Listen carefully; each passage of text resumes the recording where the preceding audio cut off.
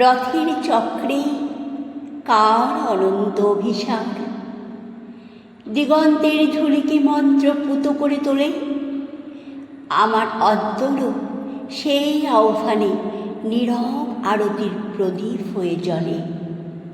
কি নামে ডাকি তোমায়? প্রিয়তম। প্রিয়তম বললে যে কম বলা হয়, পরম পরম বললে দূরত্বের আভাস জাগে। তুমি তো আমার রক্তে চির উচ্চারিত অনন্ত এক নাম। আমি পুষ্প আনিনি, এনেছি জন্ম জন্মান্তরের বিরহ সঞ্চিত অনুরাগ, অশ্রুর গর্ভে লালিত নিবেদন, সমর্পিত আত্মার সুগভীর অর্ঘ্য। তোমার অনুপস্থিতিও আমার কাছে এক অপার সান্নিধ্য। প্রিয়, যতবার তোমায় হারাই ততবারই তোমারই অন্তর্লোকে আরও নিবিড়ভাবে প্রবেশ করি। আজ রথের রজ্জু স্পর্শ করে মনে হলো আমার সমগ্র পথ চলা আসলে তোমারই অভিমুখে অবিরাম অভিসরণ।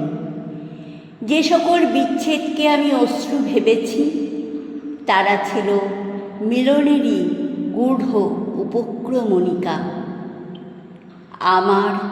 আমি আজ সমর্পিত তোমারই প্রেমে। তোমার করুণার অরুণোদয়ের প্রান্তে একটি দৃষ্টিপাতই যথেষ্ট। আমার সমগ্র অহং বিলীন আজ তোমারই চরণে। সমগ্র পরিচয় নিমজ্জিত হোক তোমার চরণ রেণুর অনন্ত অবগাহনে।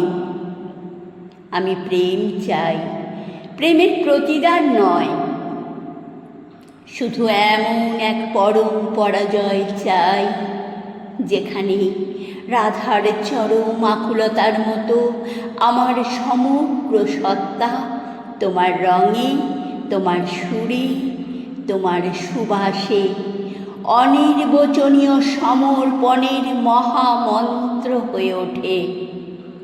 সবাকার চোখে এই যদি প্রেম হয় তবে প্রেমই থাক।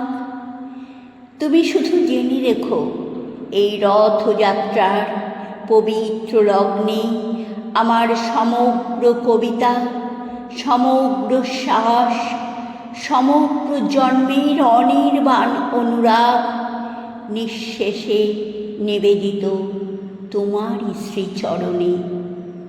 হে জগন্নাথ, আমার চির অভিসুত প্রিয়তম। হে জগন্নাথ, আমার চির অভিসুত প্রিয়তম।